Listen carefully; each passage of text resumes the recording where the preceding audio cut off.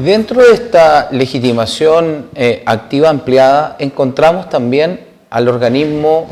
público, la Inspección del Trabajo, quien también está legitimado activamente, como tercer legitimado activo, para demandar o denunciar una vulneración de derechos fundamentales. Si conoce de esta, y bastará solo requerimiento, establece la ley, sin perjuicio, obviamente, de la mediación previa. Es importante indicar que cualquier trabajador al cual se le ha vulnerado en sus derechos puede concurrir directamente o vía internet también, o físicamente, a presentar una denuncia sobre vulneración de derechos fundamentales, y la Inspección del Trabajo estará obligada a investigar el hecho denunciado, y dentro de esa circunstancia también puede iniciar un requerimiento de denuncia de vulneración de derechos fundamentales. Puede también inclusive entrar en un proceso, está obligado a llevar a un proceso de mediación, tiene que oír a las partes y resolver si es que efectivamente en su concepto administrativamente se ha vulnerado los derechos o no. Sobre este aspecto, el nuevo procedimiento de tutela de derechos fundamentales ha logrado algo que no es tan utilizado, por lo menos la experiencia que nosotros hemos tenido en juicio, que es solicitar a este organismo que investigue o que emita un informe acerca de los hechos que se están denunciando en la demanda de vulneración de derechos fundamentales.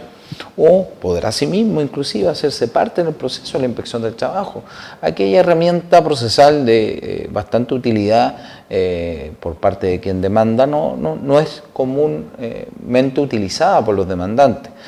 pero la ley lo establece expresamente. Y esto es una manifestación más de lo que hemos venido diciendo respecto a la tutela judicial efectiva. Sí existe una salvedad, que en el caso de todo esto legitimado activo ampliado dice en relación con la vulneración de derechos fundamentales ocurridas durante la relación o con vigencia de la relación laboral, más no con respecto a la vulneración de derechos fundamentales que ocurre con ocasión del despido, porque en cuyo caso la ley establece expresamente que quien es el único quien puede demandar en este escenario es el trabajador afectado, que vendría a ser una excepción. Se critica igualmente esta norma en tal sentido, toda vez que se ha dicho que es necesario la protección en toda su esfera del derecho fundamental, y en consecuencia al restringir solamente la legitimación activa ampliada de derechos fundamentales a estos actores cuando esté vigente la relación laboral y no cuando se cause o se ocasiona el despido, puede significar obviamente o restringe la posibilidad de que ese trabajador despedido tenga la posibilidad de poder ser, no él, sino que la organización sindical o la Inspección del Trabajo iniciar alguna acción.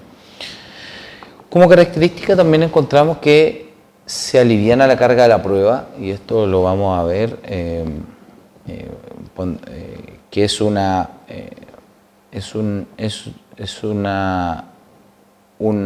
novedad en el procedimiento de tutela fundamental. La liviana, esto de morigerar la carga de la prueba significa en los hechos no es que el trabajador esté liberado de probar el acto vulneratorio y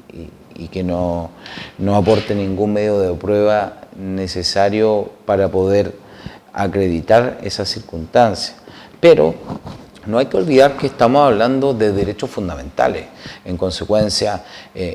comportamiento o acciones de acoso laboral, de acoso sexual, normalmente o pocas veces se va a ver que se haga en presencia de otras personas, sobre todo el acoso sexual o afectación a la integridad psíquica o física de un trabajador. Normalmente va a ser en una esfera más privada, porque quien realiza acciones tendientes a menoscabar derechos no quiere dejar huellas que conlleven a ser una fácil presa, por decir de alguna manera, y poder ser en el fondo entregar un elemento de convicción probatorio para ser objeto de alguna sanción derivado precisamente de acoger la pretensión o la demanda de vulneración de derechos. Es por ello que se aliviana la carga de la prueba y el legislador establece que basta al trabajador acreditar indicios de vulneración. Es decir, yo acreditando el indicio de que se me ha vulnerado mis derechos, se genera un traslado probatorio al empleador, el que deberá acreditar, si es que el trabajador acredita estos indicios, es decir, yo huelo como juez que existen antecedentes que me permiten determinar que efectivamente este trabajador fue vulnerado en sus derechos. No tengo una certeza absoluta, pero efectivamente hay algo. Se configura el indicio, el juez lo da por acreditado el indicio, después tiene que escuchar al empleador. Y el escuchar al empleador significa que el empleador deberá acreditar la razonabilidad o la proporcionalidad de la medida. Y ahí el juez tendrá que ponderar si efectivamente es proporcional la medida que hizo, que significó un despido de un trabajador, o no es proporcional. Aquí hay el juicio de proporcionalidad, obviamente es un juicio que, como veremos, es muy, si bien es casuístico, pero también axiológico, porque hay escalas de valores que entran en juego desde el punto de vista de los derechos fundamentales que se pueden denunciar como vulnerados. Es por ello que el fundamento de la medida adoptada por parte del empleador y la proporcionalidad que éste conlleva a decir o a informar en el juicio respecto del por qué ocurre esto, será un tema importante a zanjar por parte del tribunal para determinar si, configurándose el indicio, efectivamente oigo al empleador, ¿es proporcional lo que me está diciendo? No, sabe que esto no es proporcional y los fundamentos que me está diciendo no los considero, y en consecuencia acojo la demanda de vulneración de derechos porque el trabajador me aportó estos indicios. Esto es importante desde el punto de vista procesal, para los abogados, para los litigantes, para los jueces. La configuración de indicio, alivianar la carga de la prueba, es algo que viene a facilitar precisamente para reparar la vulneración de derechos fundamentales. Este es un gran cambio en la ley 20.087 y que precisamente lo establece para dar esta protección eficaz a la tutela judicial efectiva que decíamos que era respetar los derechos del ser humano en su esencia. Es así que nos encontramos con quiénes son los legitimados pasivos. Obviamente el empleador, y el empleador existe varias discusión respecto a si es que el principal puede ser objeto, en ciertos casos sí, si en caso de servicios transitorios, también la empresa de servicios transitorios también pueden ser objeto de esta acción de tutela de derechos fundamentales, pero hoy día nos vamos a enfocar precisamente en el empleador. Y podemos señalar como algunos ejemplos que se han planteado, como conducta lesiva, por ejemplo, revisión de casillero, cámaras en los baños, exigir test de embarazo, etc. Ahora, es importante indicar,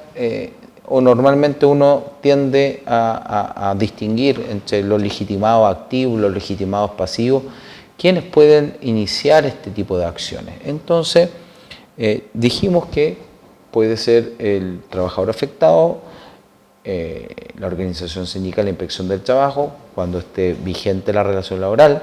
Si es que termina la relación laboral, el legitimado activo es exclusivamente el trabajador afectado y el sujeto pasivo es el empleador. Pero cabe preguntarnos, ¿podría otro trabajador ejercer o realizar conducta lesiva y en ese escenario podría conllevar que el empleador tenga que responder frente a una conducta lesiva de un subordinado en contra de otro subordinado? Sobre este aspecto, queremos citar un fallo con bastante relevancia en nuestro concepto, que se ventiló en el segundo juzgado del trabajo de Santiago, el RIT T498-2012, que me he tomado el tiempo de poder ver los fundamentos más relevantes de esta sentencia, de los cuales voy a leer e indicar lo siguiente. Estos son los fundamentos del juez que acoge esta denuncia de vulneración de derechos fundamentales. A. Se ha comprobado con los testigos de ambas partes y la confesional rendida la existencia de dichos o comentarios en el ambiente laboral de la trabajadora que la refieren como escort, es decir, una mujer que ejerce el comercio sexual. El comentario se originó conforme a lo expuesto por las testigos, en que ella normalmente se hacía acompañar de muchos amigos de sexo masculino para almorzar, a diferencia de las demás ejecutivas que almorzaban junto a la misma empresa, dicho de la testigo Soto. El apelativo por sí solo es deshonroso, razón al fallo, para una mujer, y conforme a la regla social normalmente produce una afectación importante en una mujer que se sabe referida de esa manera. Máxime si viene de personas del ambiente laboral en que ella se desempeña día a día. En este sentido, queda acreditada la afectación a la honra, ya que el comentario iniciado en el ambiente laboral incide en la percepción de que los demás compañeros de trabajo, tienen de ella, causando además una afectación en ella misma. Del mismo modo, el apelativo resulta ofensivo. O sea, ya encontramos que hay una afectación a la honra por este apelativo, pero aparte, dice el tribunal, resulta ofensivo, aun cuando se efectúe a modo de broma. Y las declaraciones de los testigos Soto, Eric y Riquelme son claras en el sentido de haberla visto llorando a la trabajadora a causa de comentarios sobre su persona, lo que resulta indicativo, al menos indiciariamente, es decir, el juez huele que hay algo, que indicio, hay algún indicio, porque los testigos declararon que efectivamente la trataban así, o se escuchó o la veían llorar, al menos indiciariamente, de la afectación a nivel físico y psíquico que alega la actora, depresión entre paréntesis, y que la llevó incluso a poner término a su contrato de trabajo. B. Segundo argumento del tribunal. De los hechos referidos en el acápite anterior, se configura también la afectación a la vida privada. Es decir, ya se señaló que se afectaba la honra y hoy día se indica, o ahora se indica, que se afecta la vida privada, por cuanto los comentarios sobre su persona se originan a raíz de una conducta ajena a sus labores, en donde no le corresponde intervenir a nadie más que a la propia actora. Esto es, la compañía en su hora de la colación, debiendo el empleador resguardar esta esfera como algo valioso y libre de injerencias, menos aún objeto de burla, ofensa. Es decir, esto se da en un contexto dentro de su descanso dentro de la jornada, es decir, afecta su vida privada, puesto que no se le respeta en el fondo su hora de colación, donde ella tiene que estar tranquila y no puede ser objeto de burla ni de comentarios por parte de compañeros de trabajo. Y por último, concluye el tribunal que la imputación a la empresa del daño causado a los derechos de la demandante provienen del hecho de que, a sabiendas de que la situación lesiva existía, es decir, la empresa sabía lo que estaba pasando, y que ésta causaba una natural conmoción a la trabajadora, la empresa, no tomó ninguna medida tendiente a evitar el acto lesivo o a minorar sus efectos. En efecto, la jefatura de la actora reconocen que ésta estaba visiblemente afectada por los comentarios de que era objeto y que le puso en conocimiento de ello. Sin embargo, nada hicieron. En el caso del señor Troncoso, la excusa fue que no sabía quiénes eran. Y en el caso del señor Riquelme, porque no le gusta meterse en cagüines, comillas. Y concluye el tribunal. Lo cierto es que la empleadora, con su posición de predominio y facultad de mando, no olvidemos que el empleador tiene poder de dirección y control y administración, y su facultad de mando estaba en una inmejorable posición de actuar para evitar el resultado lesivo o realizar acciones reparatorias. Sin embargo, nada hizo, colaborando en cierto modo con su pasividad a difundir el rumor que afectaba a su trabajadora. En estos casos, la empresa que, comillas, tolera, participa del acto lesivo y por ende debe hacerse responsable de su actitud negligente. Este fallo queremos rescatarlo porque efectivamente nos muestra que existen hay dos derechos que se afectaron: el derecho a la honra, el derecho a la vida privada, el derecho a la verdad, el derecho a la integridad psíquica y física de una persona,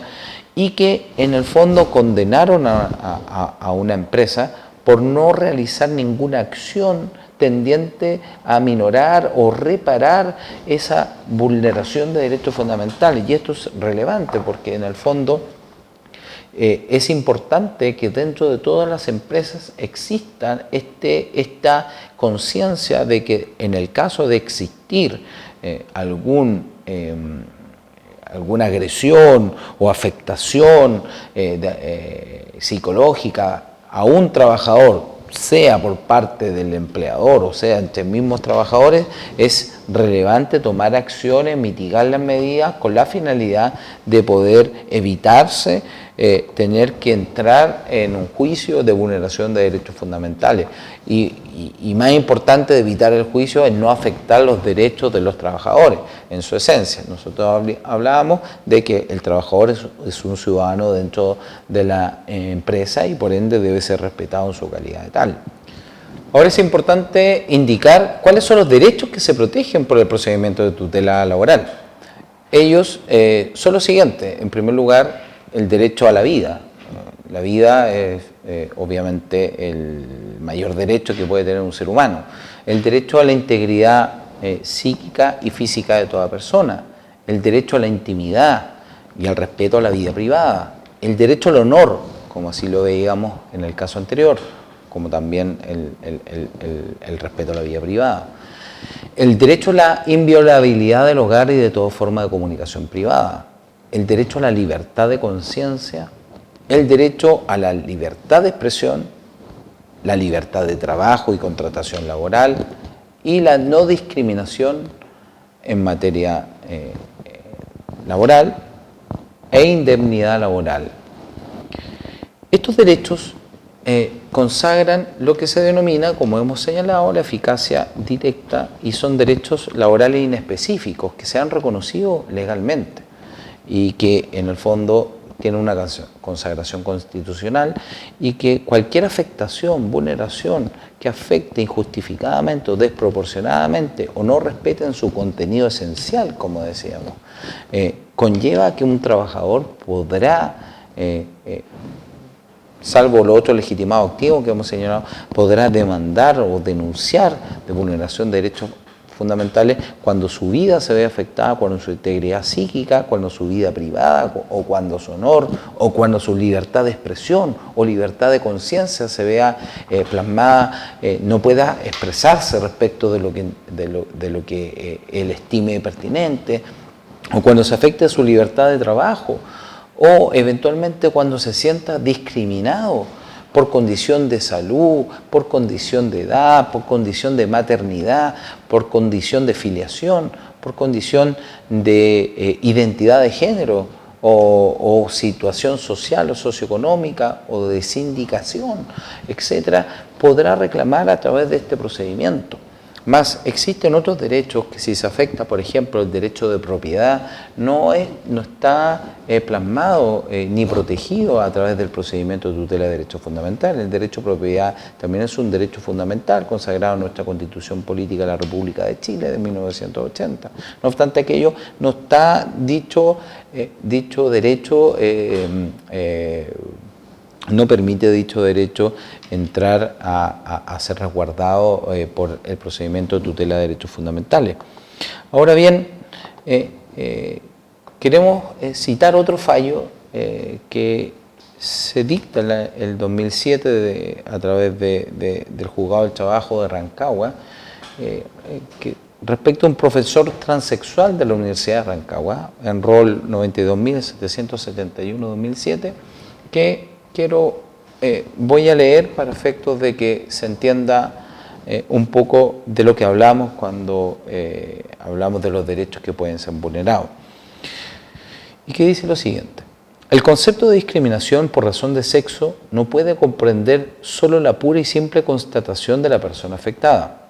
si es hombre o mujer, sino de englobar también las condiciones o circunstancias relacionadas con la identidad sexual u orientación sexual de la persona. Interpretando de esta forma el artículo 2 del Código del Trabajo, es posible proteger laboralmente de toda discriminación por razón de sexo a quienes pertenezcan a una minoría sexual, lo que es concordante con tratar de evitar que se produzcan actos de discriminación, protegiéndose de manera efectiva los derechos fundamentales de la persona humana. Toda vez que no entenderlo así implicaría dejar sin protección a un grupo de la sociedad civil, dando lugar a actos de discriminación que la misma Carta Fundamental ordena erradicar. Aquí tenemos un fallo que precisamente recoge la protección a los derechos fundamentales, precisamente en materia de discriminación. En consecuencia, este procedimiento, y como hemos señalado, viene a encautelar estos intereses que tenían un reconocimiento constitucional y legal, más no existía un procedimiento donde poder plasmarlo. Se excluye, sí, es importante destacar, dentro de este procedimiento se excluye la discriminación en la etapa precontractual, es decir, antes de ser contratado el trabajador, y solo se aplica a las relaciones laborales que se encuentran vigentes o con ocasión del despido extinguida postcontractual, como hemos señalado. Es importante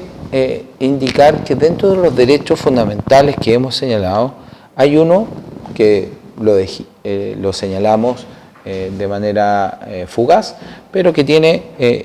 una importancia jurisprudencial y práctica bastante relevante, que es la indemnidad laboral. La indemnidad laboral es en el fondo esta expresión doctrinaria. Los profesores de Derecho Laboral hablan de este tema y precisamente en qué consiste este derecho. Este derecho consiste en que un trabajador no puede ser objeto de represalias por parte del empleador por el hecho de haber realizado alguna denuncia ante la Inspección del Trabajo o por la labor fiscalizadora de la Inspección del Trabajo. Tampoco puede ser objeto de alguna represalia en su contra por el hecho de haber interpuesto alguna acción en contra de su empleador, o tampoco puede ser objeto de esta represalia en el caso de que haya sido ofrecido por otro trabajador como testigo o haya declarado como testigo en juicio. La indemnidad laboral significa respetar los derechos, y este es el reconocimiento como ciudadano al trabajador, es decir, como ciudadano él puede iniciar las acciones que estime pertinentes respecto de su empleador, o él puede declarar de testigo sin tener no tendría por qué tener un inconveniente ni ser objeto de represalia por el hecho de declarar como testigo en beneficio de algún compañero de trabajo, ni tampoco podría ser objeto de represalia por el hecho de haber denunciado algún hecho que él considera justamente o no lesivo a sus derechos, y cualquier tipo de derecho. No solamente acá yo puedo realizar una denuncia por violación a una cláusula contractual en cuanto a remuneración o asignaciones no imponibles, o respecto a la jornada laboral, o respecto a la hora extraordinaria, etcétera. Y en ese contexto, si es que hago esta denuncia a la Inspección del Trabajo va a la empresa, fiscaliza, y da la casualidad que al tiempo después o cercano a esta fiscalización me despiden,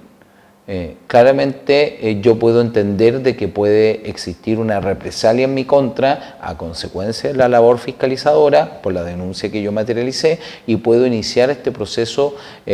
acogerme al procedimiento de vulneración de derechos fundamentales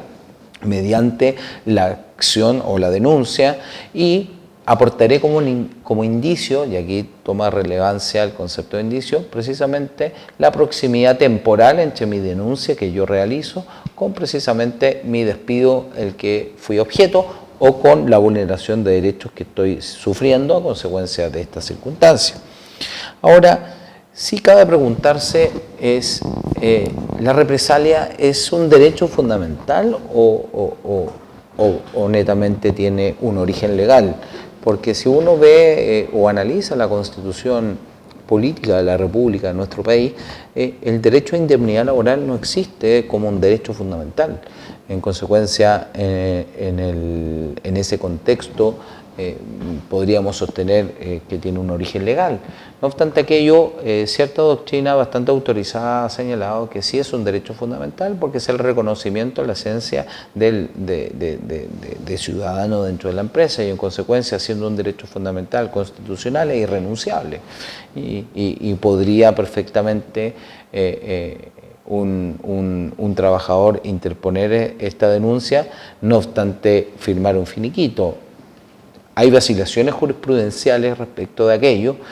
ya que algunos sostienen que sería un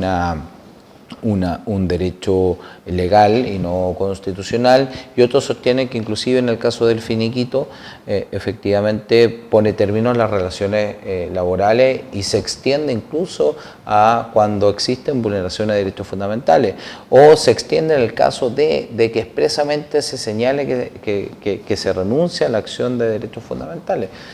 Son discusiones que tienen aplicación, que para los abogados y los jueces y los operadores jurídicos sí tienen relevancia, porque van llevando a materializar la práctica de cómo se van generando las distintas posiciones doctrinarias respecto a todos estos temas, que hay que tenerlo en cuenta en el momento de que se presente casos que entren en conflicto respecto de estas circunstancias que hemos señalado. Es importante indicar si es que solamente se sanciona esta represalia cuando es el trabajador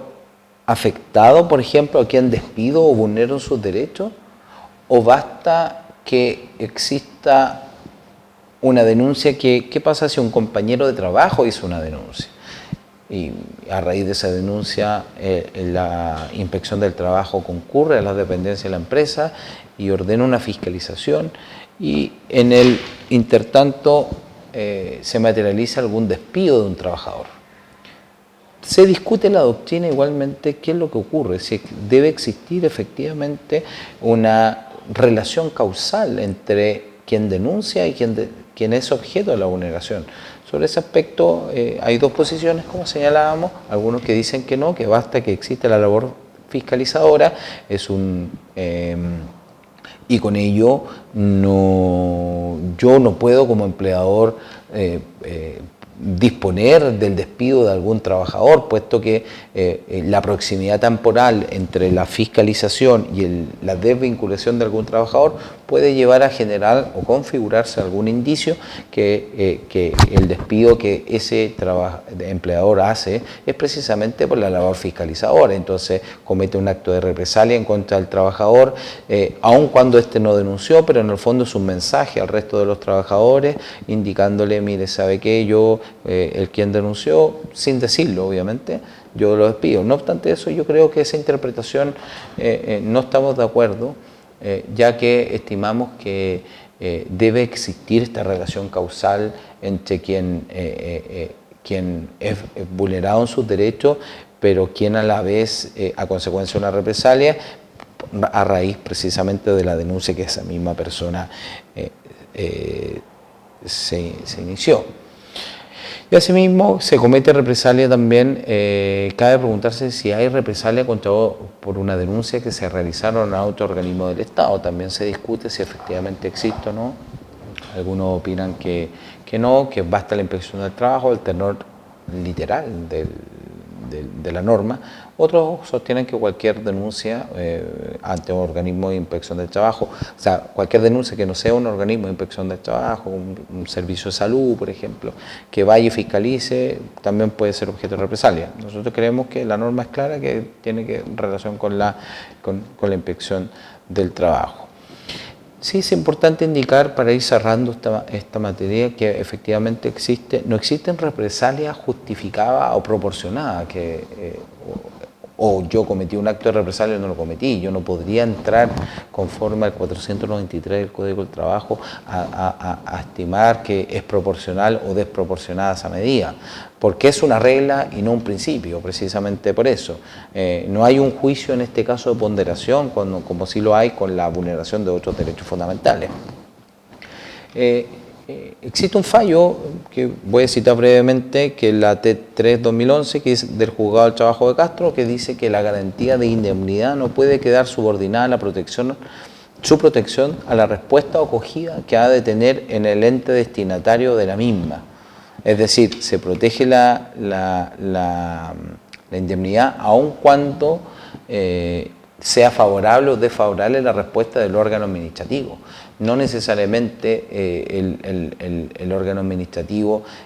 puede determinar que hay una vulneración y con eso significa per se que no hay vulneración. El órgano jurisdiccional es totalmente autónomo e independiente, que pueda determinar otra cosa distinta. Y puede ser por acción o omisión,